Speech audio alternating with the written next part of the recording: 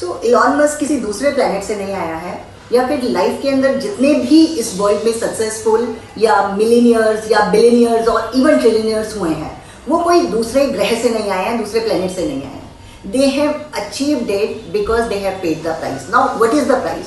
Price is discipline, consistency and along with that never giving up attitude। अगर आप इन तीनों चीज़ों को भी साथ में लेकर चलते हैं और अपने टाइम को सही से मैनेज करते हैं, then you can achieve anything in life. आप विराट कोहली का एग्जाम्पल लीजिए। 2012 में उसका करियर ऑलमोस्ट खत्म हो चुका था। विराट कोहली, अनुष्का शर्मा को भी गालियां सुनने को मिल रही होती थी। You understand?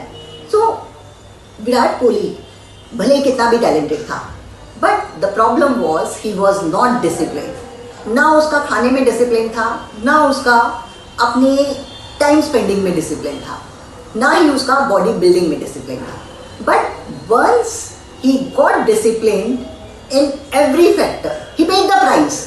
बहुत सारे क्रिकेटर्स जो कि उससे भी ज़्यादा टैलेंटेड है वो सक्सेसफुल नहीं हो पाए, लेकिन विराट कोहली क्यों सक्सेसफुल हुआ? बिकॉज उसने उस प्राइस को पे करा। लेट नाइट बिंज जितने भी थे, पार्टीज जितनी भी थी, उसको उसने क्लोज डाउन करा। खाने में आप अगर अपनी टंग पे कंट्रोल कर सकते हैं, अपनी जीभ पे कंट्रोल कर सकते हैं, अपने खाने पर कंट्रोल कर सकते हैं, तो आप जो फिटनेस लेवल अचीव करोगे you can not even imagine. Along with that, I also suggest that there is one book called The Secrets. The Secrets book talk about law of attraction, which he also read and which I have also read. It teaches you जो चीज़ भी आप life में पाना चाहते हैं, अगर आप उसको इमेजिन करके चलते हैं। Basically law of attraction is more, you can associate it with manifestation, but